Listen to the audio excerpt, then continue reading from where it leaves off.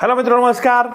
વધુ એક ભારતીય વિદ્યાર્થીઓનો અમેરિકામાં શંકાસ્પદ હાલતમાં મૃતદેહ મળ્યો છે. હજુ વિવેક સૈની, જેની ઉપર અમેરિકન ભિખારીએ 50 હથોડીના ઘા મારી અને વિવેક સૈનીની હત્યા કરી, એ ઘટના હજી ભૂલાઈ નથી. ત્યાં અમેરિકામાં નીલ આચાર્ય નામના ભારતીય વિદ્યાર્થીનો શંકાસ્પદ હાલતમાં મૃતદેહ મળ્યો છે. તો તાજેતરમાં વિદેશમાં ભારતીય વિદ્યાર્થીઓ પર હુમલા વધી રહ્યા છે. મૃત્યુ આંક પણ વધી રહ્યા છે. આજ સુધી 2018થી લઈને 2023 સુધી 403 ભારતીય લોકોના વિદેશમાં છે એ મૃત્યુ થયા છે. તો નીલ આચાર્યનું જે કંઈ શંકાસ્પદ મોત થયું છે અને વિદેશની ધરતી ઉપર ભારતીય વિદ્યાર્થીઓ કે ભારતીય લોકોનું મૃત્યુનો આંક શા માટે વધી રહ્યો છે, તો તેની ચર્ચા આપણે સરળ ભાષામાં કરીશું. તો અમારી ચેનલમાં ભારતમાં ગુજરાતમાં જે બી ઘટનાઓ ઘટતી હોય છે તેને સરળ ભાષામાં સમજાવતા હોઈએ છીએ. આવા નવા વિડીયો જોવા માટે અમારી ચેનલને તમે સબસ્ક્રાઇબ કરી શકો છો. બાજુનું બેલ આઇકન છે તેને ઓલ સિલેક્ટ કરો, જેથી કરીને અમારો વિડીયો અપલોડ થાય તરત જ તમને નોટિફિકેશન મળી જાય. વિડીયોની શરૂઆત કરીએ.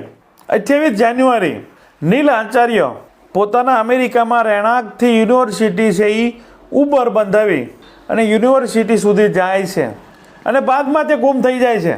તેના મમ્મી છે સોશિયલ મીડિયામાં પોસ્ટ કરે છે કે મારો દીકરો અમેરિકામાં આ યુનિવર્સિટીમાં ભણે છે અને તે છેલ્લા 12 કલાકથી ગુમ છે.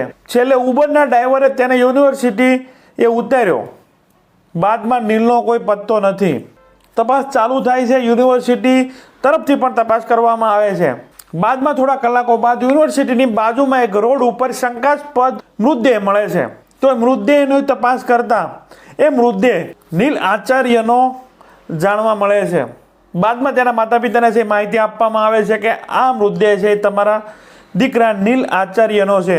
હજુ મોતનું કારણ છે અકબંધ છે. હજુ કોઈ મોતનું કારણ છે સામે આવ્યું નથી. શંકાસ્પદ મૃતદેહ મળ્યો છે નીલ આચાર્યનો. નીલ આચાર્ય છે પુણેમાં છે. તેને શૈક્ષણિક અભ્યાસ કર્યો હતો. જેને 10મા ધોરણમાં 97%, 12મા ધોરણમાં 95%, ભણવામાં ખૂબ હોશિયાર, ટેકનોલોજીમાં ખૂબ ટેલેન્ટેડ. આ તેની હોશિયારીના કારણે તેના અભ્યાસ બાદ ભારતમાં જ રિલાયન્સની કંપની સાથે પણ તેને કામ કર્યું છે. બાદમાં વધુ અભ્યાસ માટે નીલ આચાર્ય અમેરિકાની યુનિવર્સિટીમાં કમ્પ્યુટર ડેટા સાયન્સનો અભ્યાસ કરતો હતો અને બસ જ્યાં જે જગ્યાએ રહેતો હતો ત્યાંથી ઉબર બંધાવીને એ યુનિવર્સિટીમાં જાય છે. છેલ્લે એ ઉબરના ડ્રાઈવરે આ નીલ આચાર્યને જોયો છે અને એ કબૂલી રહ્યો છે કે મેં આ નીલને છે અહીંયા યુનિવર્સિટીના ગેટે છે ઊભો ઉતાર્યો છે. તો એવી રીતે શું ઘટના બની કે નીલ આચાર્યનો મૃતદેહ છે યુનિવર્સિટીની આસપાસની જગ્યામાંથી છે એ મળે છે.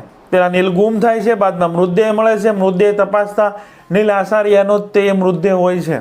તો વિદેશની ધરતી ઉપર ખૂબ જ ભારતીય વિદ્યાર્થીઓ પર હુમલા અને મૃત્યુ આંક છે એ ખૂબ વધી રહ્યા છે. હજુ થોડાક દિવસો જ થયા છે જેમાં હરિયાણાનો વિવેક સૈની 25 વર્ષનો, જેને અમેરિકાના એક ભિખારીએ 50 હથોડીના ઘા મારી અને એની હત્યા કરે છે. એ સ્ટોરી પણ આપણે કવર કરી છે. આ પહેલાનો વિડીયો એ જ છે, તમે જોઈ શકો છો.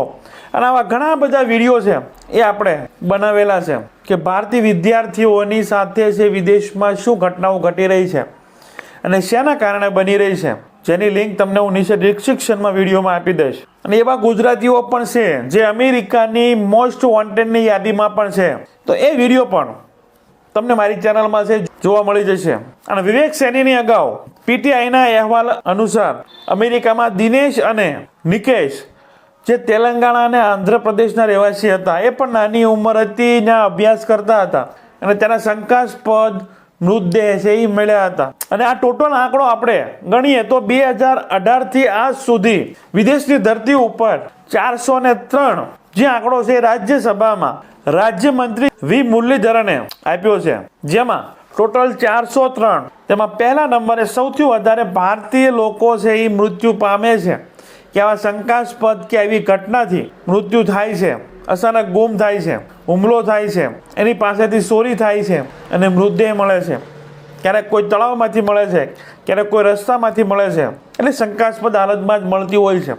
તો એવા 403 2018થી 2023 સુધીમાં વિદ્યાર્થીઓ હોય કે આમ વ્યક્તિ છે ત્યાં કામ કરી રહ્યા છે તેઓના મૃત્યુ થયા છે. એમાં સૌથી વધારે કેનેડામાં 91 ભારતીયોના મોત થયા છે. બાદમાં બીજા નંબરે યુકે છે, જેમાં 49 ભારતીયોના મોત થયા છે. ત્રીજા નંબરે રશિયા છે, જેમાં 40 લોકોના મોત થયા છે. અને બાદમાં અમેરિકા આવે છે, જેમાં 2018 થી લઈને આજ સુધી 36 લોકોના છે એ મોત થયા છે. અને છેલ્લે છે ઓસ્ટ્રેલિયા, જેમાં 35 વિદ્યાર્થીઓના છે એ મોત થયા છે. એમ ટોટલ ગણીને આ આંકડો છે એવો ઉલ્લેખ કરેલો નથી, પણ મારા ખ્યાલ પ્રમાણે જે વિદ્યાર્થીઓ વિદેશમાં અભ્યાસ કરવા જાય છે અને તેની સાથે જે ઘટના બને છે અને તેનું મૃત્યુ થાય છે, એ આંકડો પણ હોઈ શકે છે કે 403 2018 થી લઈને અત્યાર સુધી જે કેન્દ્ર સરકારે છે એ રાજ્યસભામાં છે આપેલો છે. જે વિદેશમાં ભારતીય વિદ્યાર્થી સાથે જે ઘટના બની રહી છે તેના વિશે તમારું શું કહેવું છે? તમારા વિચારો છે જરૂર કમેન્ટ બોક્સમાં છે રજૂ કરજો.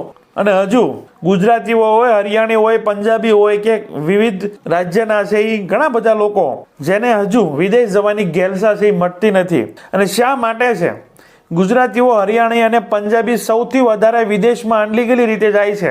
એ બી વિડીયો આપણી ચેનલમાં છે, તમે છે એ જોઈ શકો છો. તો સારું, ચાલો તમારા વિચારો જરૂર છે કમેન્ટ બોક્સમાં રજૂ કરજો. અમારી ચેનલમાં ભારતમાં અને ગુજરાતમાં જે બી ઘટનાઓ ઘટતું છે તેને સરળ ભાષામાં સમજાવતા હોય છે. અને જે બી વિદ્યાર્થી વિદેશની ધરતી ઉપર અભ્યાસ કરી રહ્યા છે તેની સાથે કોઈ અઘટિત ઘટના ઘટે છે તો તેના ન્યૂઝ પણ, તેનો અવાજ પણ સરકાર સુધી પહોંચે એ માટે એની સ્ટોરી પણ બનાવતા હોઈએ છીએ. તો આવા નવા વિડીયો જોવા માટે અમારી ચેનલને તમે સબસ્ક્રાઇબ કરી શકો છો. બાજુનું બેલ આઇકન છે તેને ઓલ સિલેક્ટ કરો, જેથી કરી અમારો વિડીયો અપલોડ થાય તરત જ તમને નોટિફિકેશન મળી જાય. Thank you. નેક્સ્ટ વિડીયોમાં મળીએ.